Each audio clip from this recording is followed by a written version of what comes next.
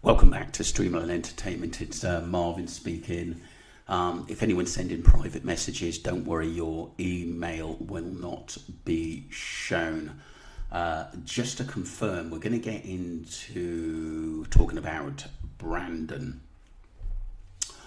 I'm actually starting to think now that a lot of the beef may be between two gangs in the Lancashire area, or connections, should I say, in that area, possibly as well wider, had reached a head before Tenerife.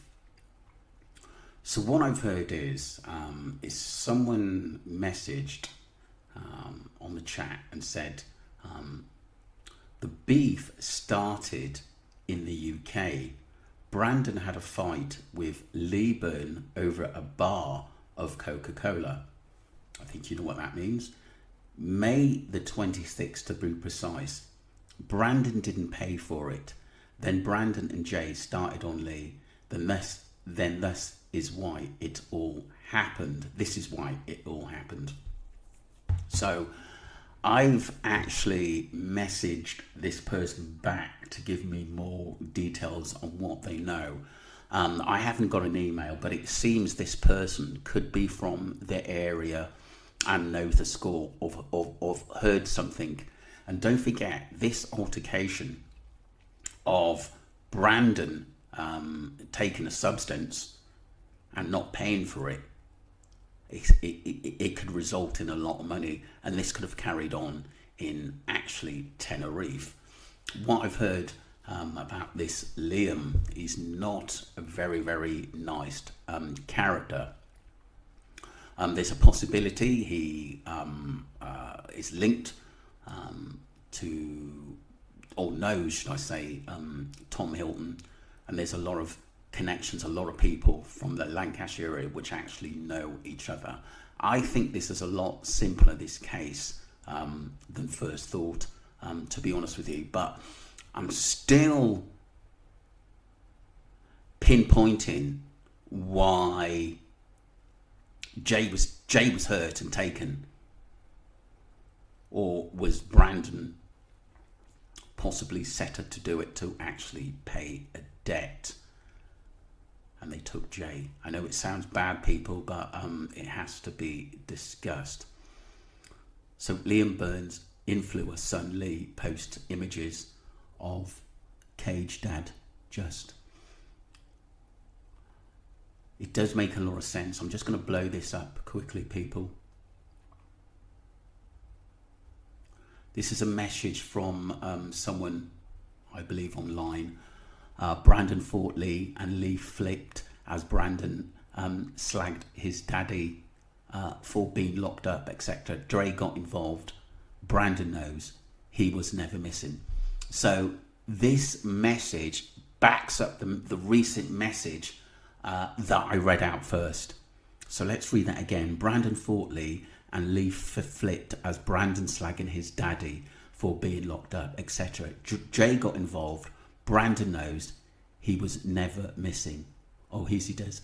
And the other message is that Chris Tenerife, Brad's uncle, wow. So Chris Tenerife is Brad's uncle. Everyone thought that Chris Tenerife was going out with Brad's mum, but it's not. So there's a connection there. So I wonder if Rachel had got into contact with Chris Tenerife over this situation in the early days, and that explains the forcible narrative that they're actually putting out there. So things are starting to make sense.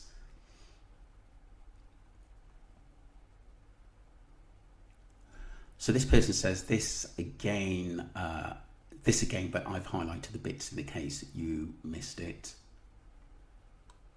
This goes on to say Ayub throws Jay Slater under the bus. We probably sort of know that. I think that's it, people, on that. Yeah, I think it is. Yeah, that's it. that's it on that. And I'm just wondering, in the back of my mind, I'm actually thinking a lot of people knew, I think, the beef in the area, and a lot of people close to Jay as well. And I'm actually starting to think, which is terrible to say, people are cashing in on Jay's death, which is horrendous to say, but I think it might be true, and I think a lot of people close to Jay had already know what he was actually involved in. We know it's no angel, but I've got to put that out there because this may change a lot of things in the future, and people may be a little bit disappointed. I will expand on that in time to come, not just yet, because not everything's out and we've still got a few more investigations to do, but I'm actually starting to think everything seems to be about money now and not justice for Jay. Tell me what you think, but I will enlarge on it towards the end of this case because I've just got things in my mind that are not right. Listening to all these messages and people that are involved in this case as well, that seems to know a lot. Let's move on. Sorry, we're going to go down to, I'll read this out actually. 18 prisoners to face trial next year over mutiny at HMP Swaleside on Sheppey. This was 2018. 18 inmates accused of rioting at a prison will go on trial next year. They were charged, were charged with prison mutiny after attempted takeover of wing at HMP Swaleside on the Isle of Sheppey on December the 3rd last year. Doors, windows, walls and CCTV cameras at the Canterbury prison were destroyed during the riot. Scroll down for video. Wow, I think I remember reading about this. Ambulance on standby during the riot inside HMP Swaleside in Eastchurch, Sheppey in December last. The charge alleges engaging to conduct intended to further a common purpose of overthrowing lawful authority and damaging property. The accused, ages between 23 and 46, were all separated in 3 separate trials at Maidstone Crown Court. The first is expected to start May the 25th and last 6 weeks. Camera footage from the prison was said to be central to the prosecution case. Wow. Not guilty pleas were entered to the charge when 15 of men appeared in court via TV links in various prisons on Friday. Ambulances standby during the riot inside HMP Swaleside in Eastchurch, Sheppey in December last year. Obviously this was a while ago now, 2018. That others refused to appear and not guilty pleas were entered on their behalf by their barristers. Judge Charles McDonald QC said a further case management hearing be held on September the 17th, facing trial, and Gavin Ainer of Morley Road, Albury, Birmingham, Jonathan Atanta, whose name have come up a few times, of North Drive, Aylesbury, Buckinghamshire, Kenny Garcia, 23, Marcus McIntosh, Mohammed and Lucius Cutter, and also no fixed abode.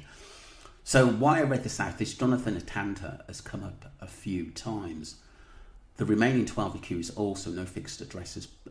Paul Hayes, Owen Lane, Samuel Simon, John Woodfield, Malky Ferguson, Colin Whedon, Brian Ducker, Jamal Green and Daniel Allen, Michael Latham and Marcus Moore. All 18 are currently in custody. Interesting, but that name, Jonathan Atanda, that keeps coming up.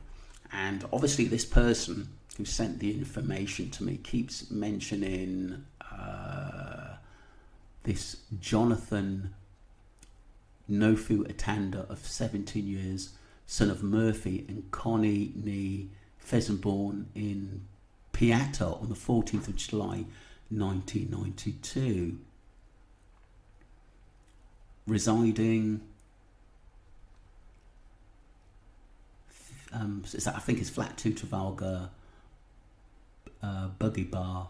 Let's blow this up a bit, sorry, and holding identity card number 501892M, who was arraigned before the court and charged with having in these islands. I think this was the point where he was armed with something. I think someone actually did send me some information on that as well. Oh, here's the case here, just bear with me.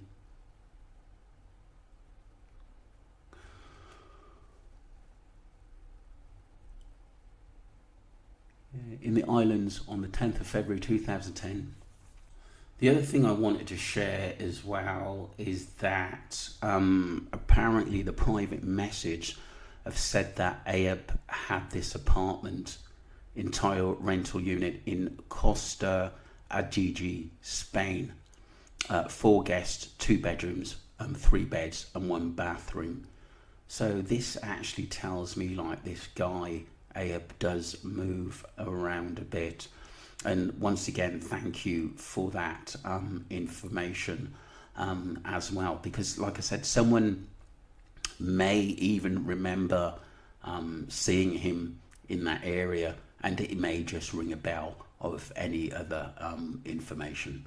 So this is interesting because, like I said, you know, we are building, you know, a massive puzzle here, but I think things are starting to make sense. So we move on to part 2. Just going to go back over something which is quite important. As you can see from the article published today, the family of Brandon Hudson have hit out at social media trolls stating that they've started a hate campaign against him. He's been receiving a number of death threats from various people online. As we all know, Brandon Hudson was one of the friends that were in Tenerife with Jay Slater. He can be seen in the picture above sitting by the pool with his arm around Jay Slater. A lot of people have questioned his involvement in all this and why he has not spoken up before.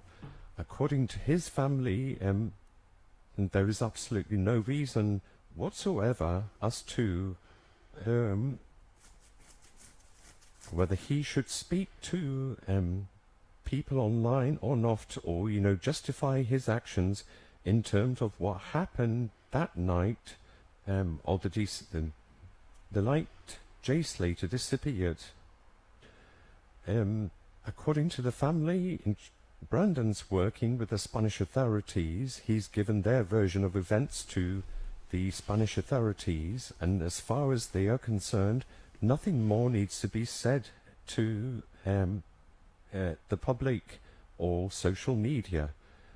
As we all know, Lucy's spoken out, Brad's spoken out. The only one person that hasn't spoken out is Brandon Hudson. Now, there are various references that have been made, and the reason for him not speaking out is because of his employment, or his intended employment, his long-term career prospects, and the potential effect this could have on his life in the long term. According to his family, these are the main reasons for Brandon not speaking out. However, there is a lot more that is to be added to Brandon Hudson and his involvement in the disappearance of Jay Slater over. Look, I'm going to read this message by Goose85. I've read the article and find it sad his mum never mentioned Jay or praying for his return or answers. Wouldn't one naturally say some genuine kind words?